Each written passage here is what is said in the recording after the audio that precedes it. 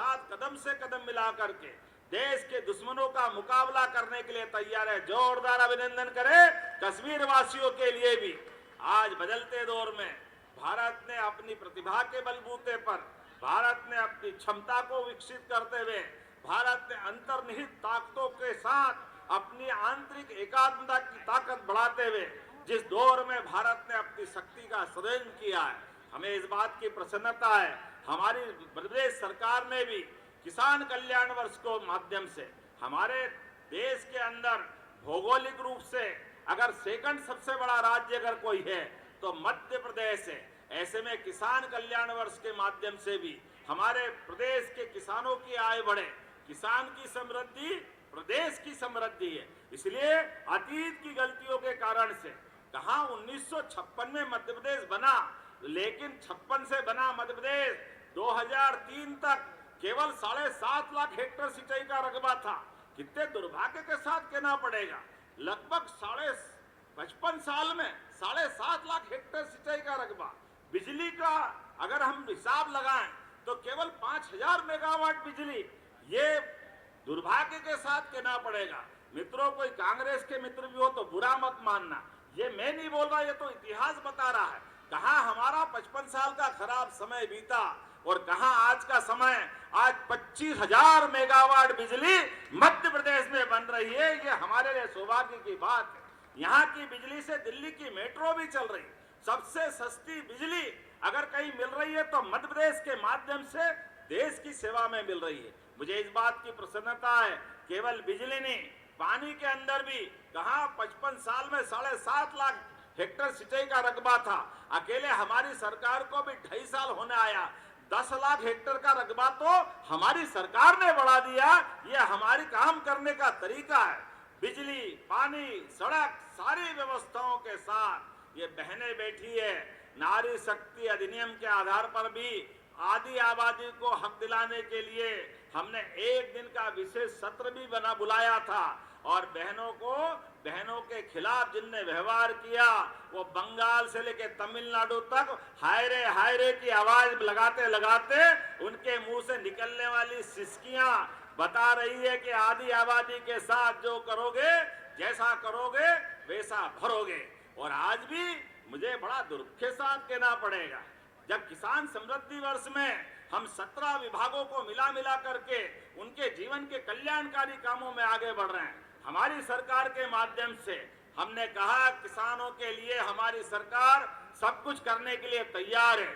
इसलिए कहा 55 साल में लगभग 1956 में 90-95 100 रुपए कुंटल में बिकने वाला गेहूं, जब दिग्विजय सिंह जी की सरकार 2003 तक थी तो 450, 550 बिकता था।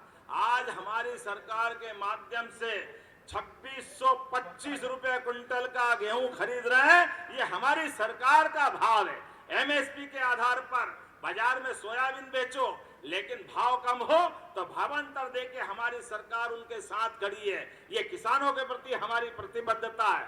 दूध में भी लगभग 8 से 10 रुपया लीटर का दूध का भाव किसानों को अगर बेहतर दिलाने का मौका मिल रहा है तो ये हमारी सरकार के माध्यम से हो रहा है। ऐसे में केवल आपकी सरकार नहीं बनी तो आप जनता को मूर्ख बनाने के लिए सड़कों पे चक्का जाम करोगे। अरे ध्यान से सुन लो, दल अपनी जगह रहेगा लेकिन जनता खुली आंखों से देख रही है। आज 12वीं और 10वीं की परीक्षा चालू हो रही है। जरा समझदार होते तो देख लेते कि कम से कम चक्का जाम करो तो ये तारीख भी देख लो, बच्चे अपनी परीक्षा से वंचित होंगे। ये पाप कांग्रेस के माथे लगेगा।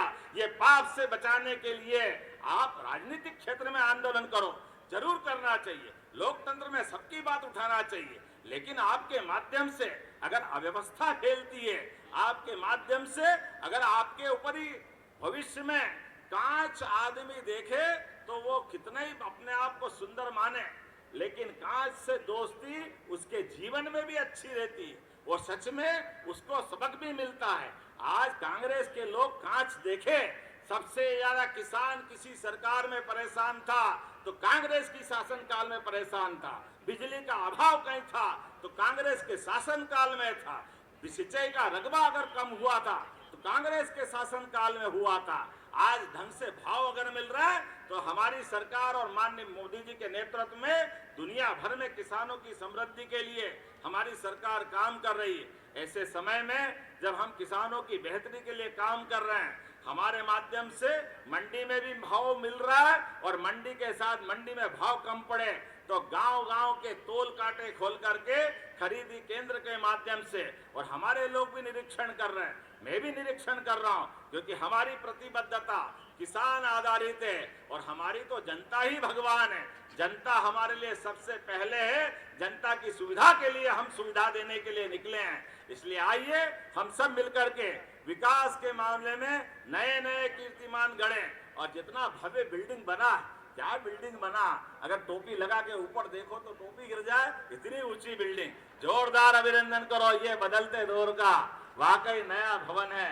मेरी अपनी ओर से सच में ये आप महापौर जी और सभी मंत्रीगण, सारे जनप्रतिनिधियों को बधाई देना चाहता हूं और उम्मीद करेंगे विकास के मामले में मध्य प्रदेश के साथ राजधानी को भी गौरव दिलाने के लिए हम आगे बढ़ रहे हैं। इसलिए मेट्रोपॉलिटन सिटी के माध्यम से भोपाल, केवल भोपाल नहीं, भोपाल के आसपास के 6 जिले मिलाकर भोपाल का परिक्षेत्र उस प्रकार से बना रहे हैं जो मेट्रोपॉलिटन के कारण से जाना जाएगा। जोरदार अभिनंदन करें। इसलिए हम अपना रायसेन, सीहोर, विदिशा, राजगढ़, भोपाल, ये सारा क्षेत्र मिला करके और भोपाल से आने जाने के मार्ग, हवाई अड्डा, रेल सुविधाएं, सब प्रकार के प्रबंधन करते हुए भोपाल को और आगे बढ़ाना है। भविष्य की दृष्टि से आईटी सिटी भी भोपाल में बनाएंगे, एजुकेशन सिटी भी भोपाल में बनाएंगे। तो आइए एक बार फिर नगर निगम के इस भवन के लोकार्पण के साथ सोलर परियोजना और भवन लोकार्पण की बधाई देते हुए आपका हमारा ये साथ जीवन भर मिलता साथ चलता रहेगा। इसलिए अपने स्थान पे खड़े हो जाएं, दोनों हाथ की मुट्ठी बांधे, सरकार के प्रत्येक निर्णय के साथ हम और आप सब मिलकर के विकास के मामले में एकजुटता के साथ चलते रहेंगे। इसी अपेक्षा के साथ एक बार फिर प्रेम से बोले भारत माता की, भारत माता की, भारत माता की। बहुत बहुत धन्यवाद। भारत माता की जय। बहुत बहुत धन्यवाद माननीय मुख्यमंत्री जी, आपके बधाई संदेश के लिए। और सुशासन और जनसेवा का नया युग प्रारंभ हुआ है हमारे मध्य प्रदेश में। बहुत बहुत धन्यवाद। और आभार प्रस्तुतिकरण के लिए मैं निवेदन करती हूँ नगर निगम अध्यक्ष श्री किशन सूर्यवंशी जी से।